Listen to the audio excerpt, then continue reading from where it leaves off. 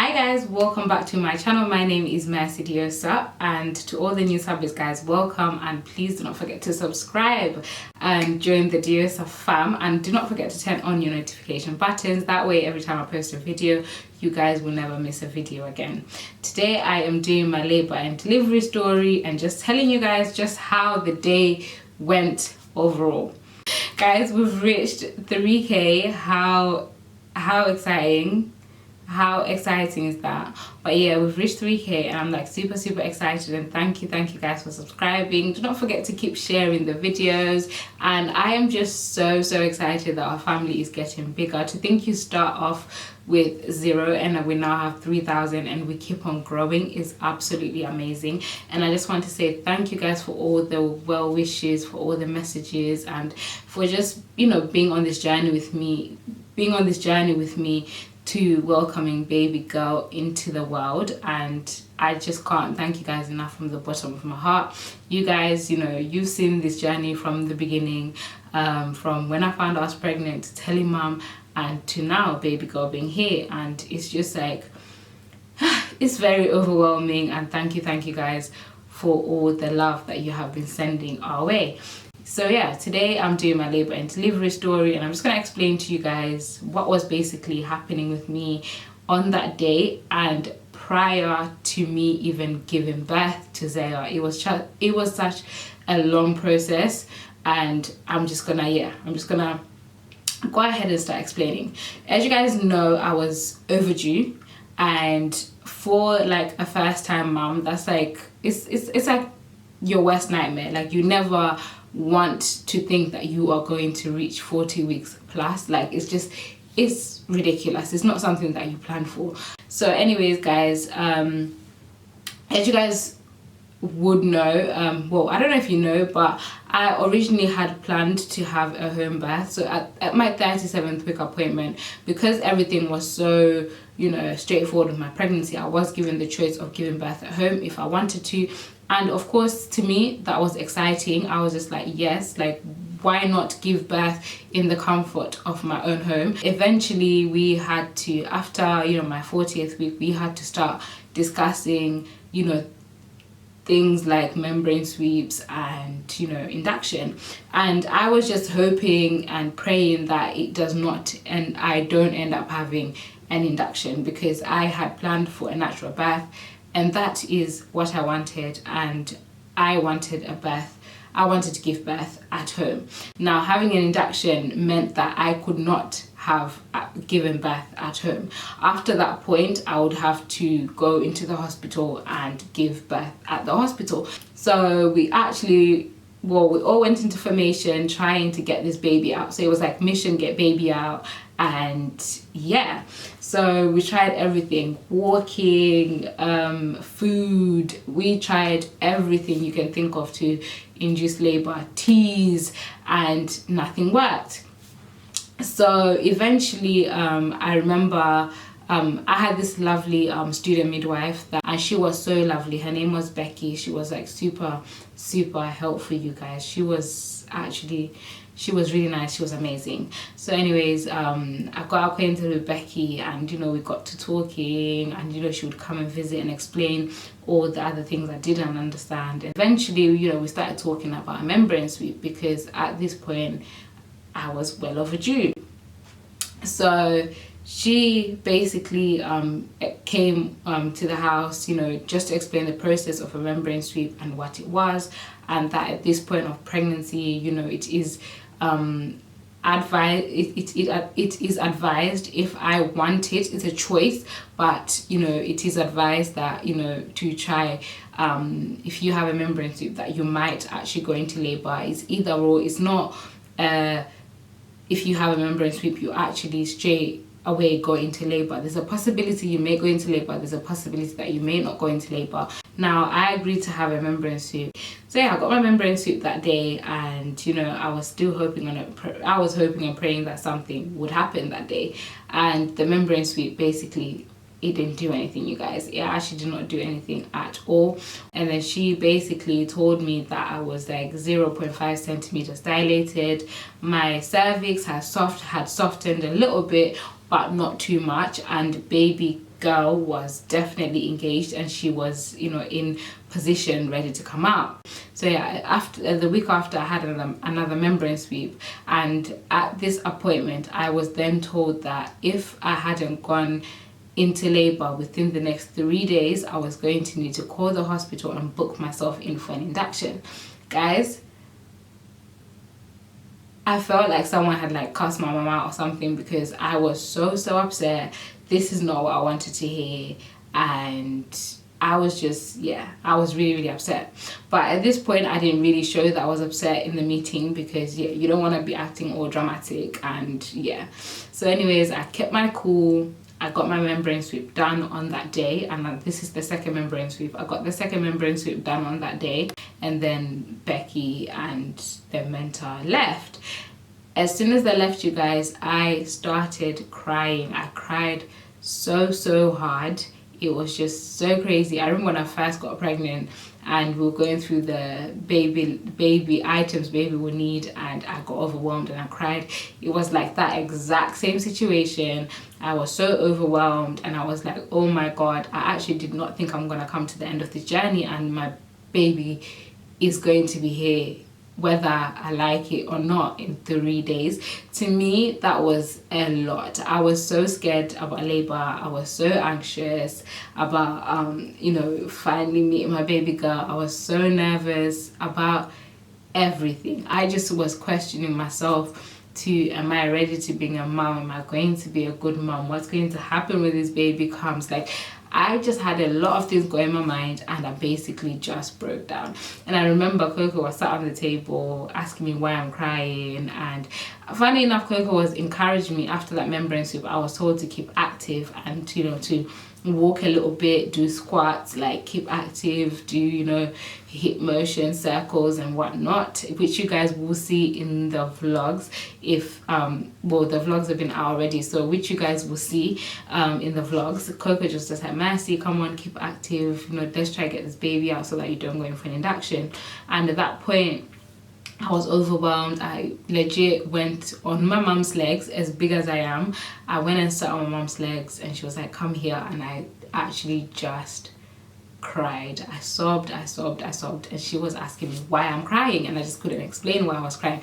I think in my head I knew why I was crying, but I just couldn't put it into words why I was crying. So anyways, I had my little episode and then I basically stopped crying.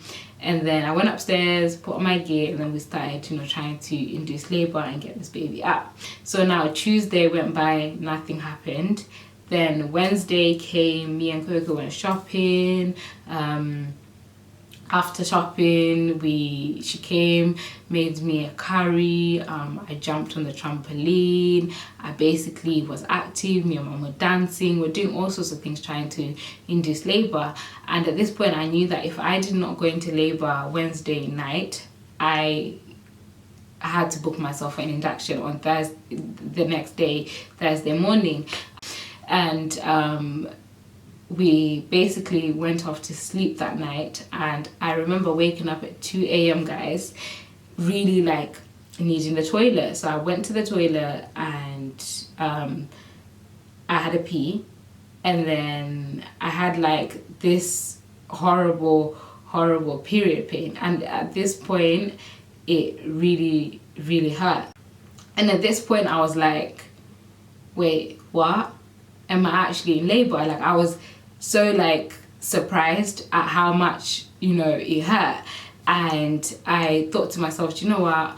Mum had literally said, if anything happens, you can come into my room this time, I'll give you permission. Because I have this habit of just running into her room and in the middle of the night when something is wrong and just be like, oh my God, blah, blah, blah. So anyway, she said, Mercy, this is the one time I'm gonna give you permission to come running into my room and tell me that you're in labor, please, because nobody wanted to go to the hospital. I really didn't want to go to the hospital. And yeah, Coco was upstairs in her room. She was like, if anything happens, guys, let me know. And I had, you know, that first contraction, and I really didn't know what it was. I just thought, okay, maybe it's one of those things where I have period pain and then it goes away. I went back to bed now, and at this point, after every 15 to 20 minutes, I would say, I would get another one. And they were so intense, you guys. I would have to like wake up like a zombie, sit myself on the edge of my bed with my feet on the ground, and close my eyes until it's over. They lasted about 1.5 to 2 minutes, and I would have to close my eyes, breathe until it was over, and then I would try and go back to sleep. And I did this until 7 in the morning. And when I woke up at 7, and at this point they were about 10 to 15 minutes apart, lasting for about 1 minute 15 seconds. So, you know, they definitely were coming more frequent, and I was like, okay, I think this is it. I mean, I think I'm in labor. I went into Mum's room and I said, Mum, I'm in labor. And Mum was like, really? And I was like, I think I'm in labor. And at this point, when I was talking to her, a contraction would come. I would have to close my eyes, put my head down, breathe. As soon as it went, I was fine again. And at this point, we were most certain that I was in labor. So Coco wakes up. Anyways, we tell her the good news. As you can see in the video, she starts dancing. She's like proper excited. Everyone's excited. We're like, okay, so no hospital. This was Thursday morning. So no hospital. Everything's good. Everything's setty. So I ring up Becky and I'm like, Becky, I think I've gone into labor. And she was like super excited. And she said, well, if you've gone into labor, it will be safe still to ring the hospital and let them know that you've gone into labor naturally. That way, you know, you don't have to go for your induction. So I ring the hospital that morning, and they basically told me that they had no beds for me, number one. And I was like, whoop, whoop, yeah, you have no beds for me. Thank you. Yes, God is good. I was happy to hear that, I'm not gonna lie. And then, but they said that, you know, we would like for you to come into the hospital if your contractions are like 3 to 4 minutes, but if you've gone into labor naturally, you don't have to. So I then picked up the phone, rang my home birth team. I told them I was in labor. They were super excited as well. And they were just like, you know, just keep active, keep doing what you're doing. And just when the contractions are getting a lot stronger, about 5 minutes, then of course you give us a call. And then, you know, we start making arrangements to like come over to you when you're actually in the active stage of labor. And, you know, after those phone calls, I had a shower, we went for breakfast. At this point, I was still contracting. I think it was like my contractions were like every 10 minutes, lasting for about a minute. I was still contracting. It was so painful, but I could breathe through these ones. Like these contractions I could breathe through, and once they were over for another 10 minutes until another one came, which was bearable. It was fine. I could cope with that. So we spent the whole day just being active, spent the whole day trying to do things, spent the whole day moving. Then at around 4 o'clock, I got a phone call. Now, I got a phone call from the hospital, and they told me to come in, and they wanted to basically just check if I was okay, if baby was okay, and if everything was good. Now, at this point, you know, everyone being how they are in this house, we're just like, okay, carry the car seat, carry my suitcase, and we'll just go into the hospital already prepared, because we don't know what's going to happen. The baby could decide to come at any time, you know, whilst we're out. So basically got the car seat, got the suitcase, we went to the hospital. I was seen by a midwife, and then she put me to this machine where she basically just checked how regular my contractions were and how painful they were, and then she checked if baby's heartbeat, everything was okay. So she said everything was fine, everything is good.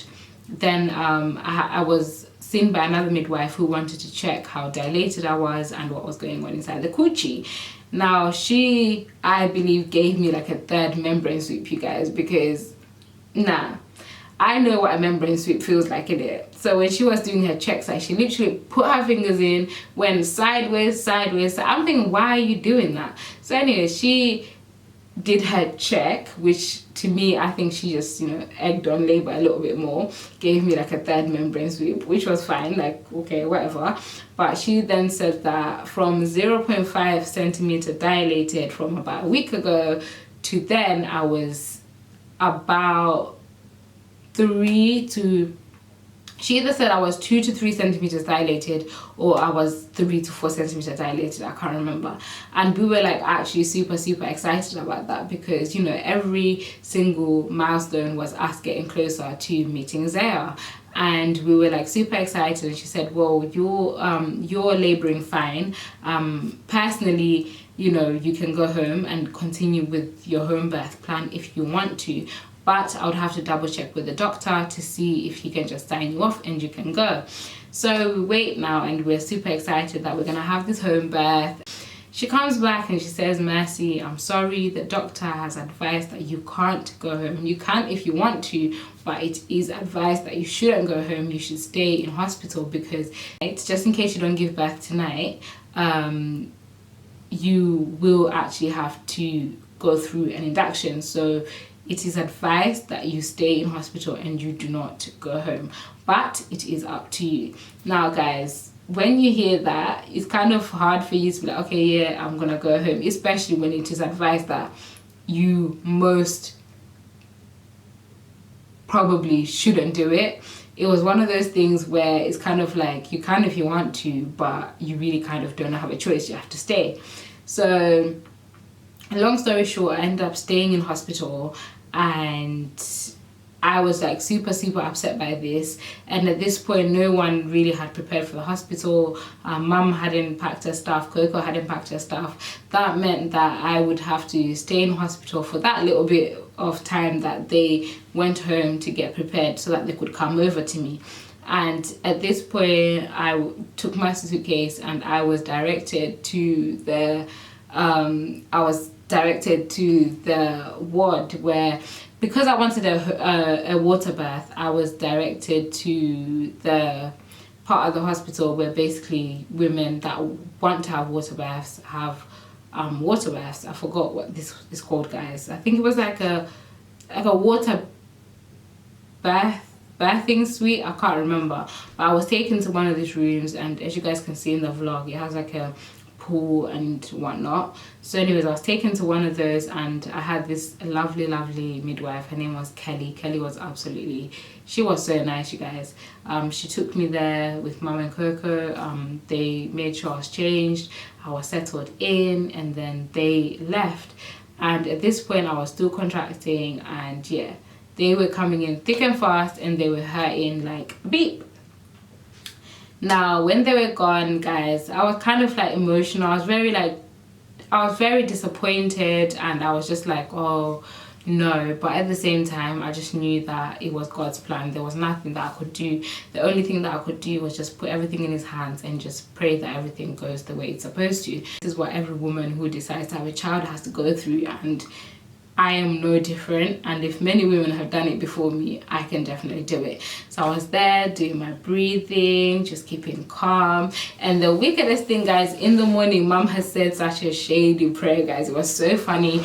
In the vlog, I think you guys will see me mentioning that Mum's shady prayer. We didn't really film it because, you know, it was like a serious moment. We're having a very serious moment. We were praying, and Mum was basically praying that the day goes well and everything, you know, God gives her the strength and Coco the strength to help me through this time, and to, you know, support me the way I need to be supported, and to basically pray that I needed to behave myself and just not act like a little spoiled princess, and basically just not act like a little bitch, and basically just, you know, kind of stop everyone from doing what they're supposed to be doing because of my behavior, which was really funny. And I remember throughout my labor process, I kept this in mind, and it was like one of those things where it's true. Like my pain threshold is 0, and I know I can be like super dramatic.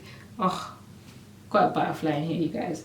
I know I can be like super dramatic, but at this point, I didn't really took Mum's prayer seriously. So when Mum and Coco came back, the lady, Kelly, said that she was going to come check me at 11:15 to see how far I had, you know, dilated and if I was making any progress. So she came in the room and then she checked me, and I was still the same. Nothing had really happened, and she was wondering if my waters really had broken. So she had to go inside there and feel if my waters are broken. At this point, my waters hadn't broken. She realized that these were the backwaters.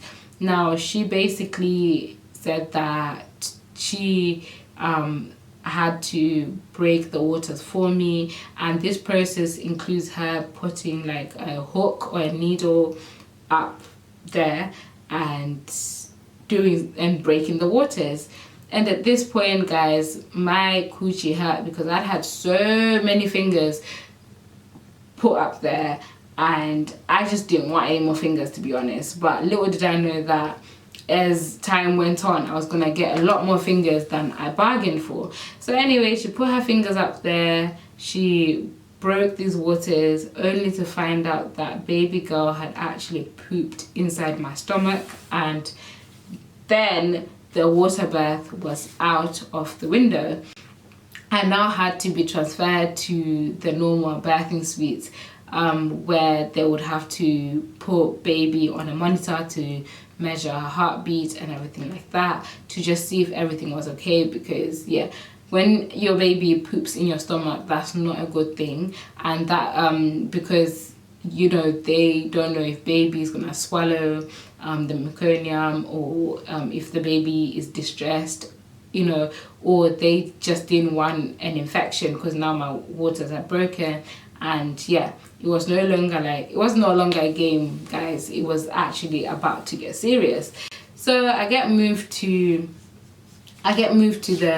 my new room, and you know, they put the belt on you to measure baby's heartbeat and to measure your heartbeat. And at this point, you know, she noticed that I was, you know, very like dehydrated, so I was put on a drip, and I started to at this point I started to like, when she broke my waters, my contractions were coming in thick, and oh guys, they were coming in thick and fast, and they were strong. Like, they hurt. Like, I've never ever felt that kind of pain before. I've always explained, okay, I would explain birth as in, imagine getting an electric shock and your body goes and then as soon as it's over, you're released and you feel perfectly fine.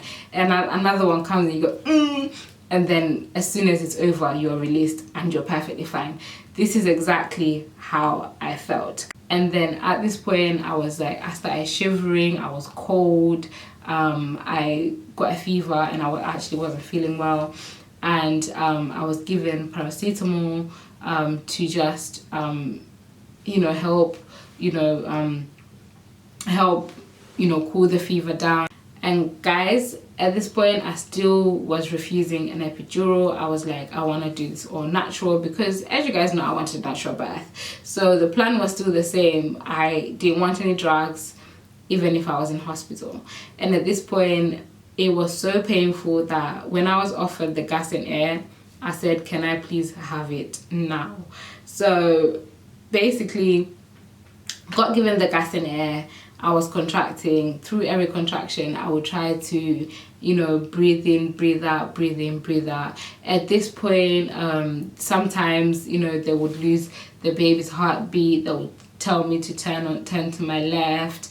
They would try to readjust the belt to see if they could get her heartbeat, and they actually were finding it difficult to do so. So they basically got a doctor. They started discussing all their medical discussions, and at this point I still was breathing through my gas and air. I didn't want no medication. Basically, they lost the baby's heartbeat, putting something on the baby's head through my vagina so that they could get her a constant heartbeat, because through the belts they were losing the heartbeat. And at this point, I think baby girl was putting so much pressure on my, you know, on my anus and my vag that I actually felt like I wanted to go to the toilet. At that point in time, I felt like I wanted to go to the toilet. and you know, everyone's like, oh, that's good, if you can have a pee, if you can poo, have a poo.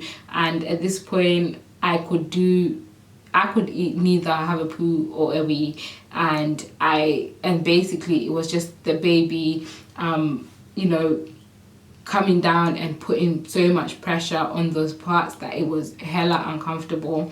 And at this point they had to put a catheter in, that way I was able to, you know, have a wee. So anyways guys, I got a catheter put up there. Again, those were more fingers.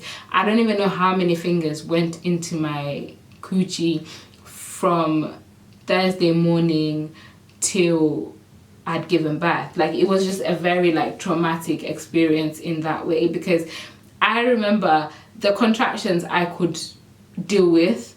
However, different people putting their hands in my vagina was another thing that I couldn't deal with, because at this point I was dealing with my own pain and what my body was going through, and then I was having to deal with other people putting their fingers up there all the time to check whatever they were checking, and that hurt. And at this point I started crying.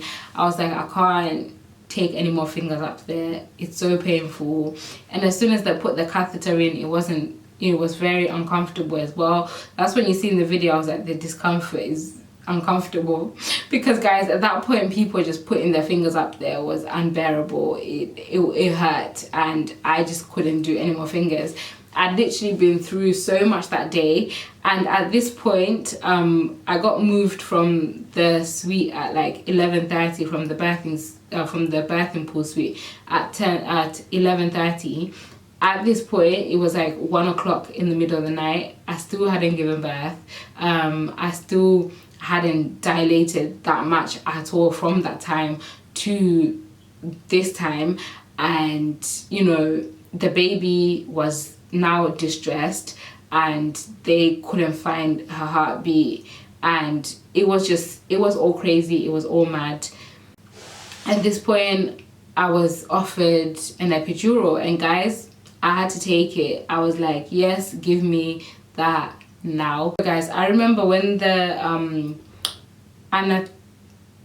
when the person who gives epidurals came, when that person, I need to like Google this, because one eternity later.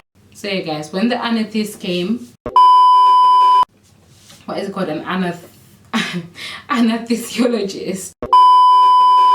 But yeah, when the anesthetist came to give me the epidural, guys, at this point my mind has shut down. I was so rude, I was in pain, I was like so impatient, and I just couldn't speak. At some point I really like, they were asking me if I was given permission to get this epidural, and I couldn't even nod my head to, or even open my mouth to say yes, because of the amount of pain that I was in. And as you guys can hear in the video, Kelly's like, you know, sometimes mom's asking, you know, does an epidural like stall labor, does it slow things down, like what does it do, what happens? And Kelly's actually like, because she's not feeling well and you know, she's in so much pain and nothing is really happening, I think it would be better off if she probably had an epidural, because at this point, guys, I wasn't dilating at all. I was in so much pain, nothing was happening, the baby was distressed, everything was just going tit up basically, and this is not what I had planned for, this is not what anybody had planned for. And I'm always saying, we always focus on how labor was for the individual who gave birth, and we always forget what labor must be like for the people watching and for the people supporting that person who is giving birth. That way, like, I can imagine that to be so traumatic, because it's just crazy. Like, it is actually just crazy, because now this is why you need to have like your support system, because now I got to a point where I couldn't even speak for myself, you guys, and I actually needed help to speak, or things to be repeated to me, and someone to egg me on to actually speak and voice my opinion and what I wanted. And to me, that is just one thing that I have to tell you guys that's important, is that your support system when you're in labor is everything. So at this point, I got my epidural, and then another doctor came in and said that at this point, you know, they wouldn't advise that I actually have, that I give birth to the baby vaginally, and that I had to basically, you know, get an emergency C-section. At this point, when I had C-section, my heart sank, but in the same, my heart sank hearing the word C-section, and then I basically, you know, had to go in for an emergency C-section, because at this point I was 7 centimeters dilated. Now I think it was like 2 a.m. nearly, and I was 7 centimeters dilated, and you know, I wasn't really making progress as quickly as I would have liked, and the baby, you know, was distressed for an emergency C-section. And at this point I was just like, you know what, I leave it all to God, because I'm only just human at the end of the day. There's nothing that I can do. If that is what has to be done, it has to be done. Like, there's not really nothing to think about. Like, it's going to happen, it's going to happen. And I was just praying that I will be safe. I was praying that my baby will be safe. I was just praying that Zaya will be okay.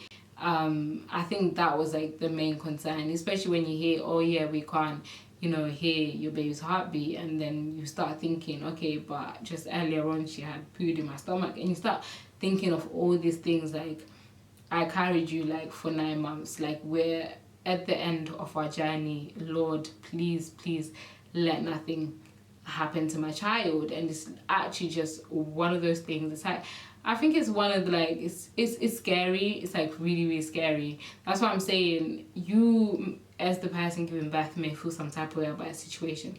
Imagine your other counterparts that are sitting and having to watch you go through all of that, and they're also hearing the same things that you are. I was probably in a better position because I was high off the drugs. If I wasn't high off the drugs, I know I would have reacted in such a dramatic way, and I would have started crying and all of these things. But at this point, when they told me that I was going for an emergency C-section, I said, you know what? I was like, okay, that's fine. So anyways, you guys, I went in for an emergency C-section straight away. I basically, just literally minutes after that was said, I was dressed for an emergency C-section. I was, of course, Mum had to come with me, and Coco, bless her, at this point, it was late, everyone was tired. She just had to wait around till I'd given birth. And yeah, I just remember being wheeled to the theatre, and I'm just there lying on that bed, so helpless, and I'm thinking, okay. Like, my mind was so blank, and I was just praying and hoping that everything was going to be fine. I remember just laying on that table, Mum coming. I remember just feeling like pulling and tugging. You have like a curtain over you. I remember just pulling and tugging, like it's really bad. Like, that's all I remember is pulling and tugging, and Mum was like sat by my side, really and truly trying to be so strong, but you could see it in her eyes that she was just like overwhelmed with emotion at that point. I thought Mum wanted to cry. I thought she wanted to smile. I didn't know what she wanted to do, but I was looking at her face, and I could truly tell that she was trying to hang in there and keep strong for me, and just be there for me and be my support system.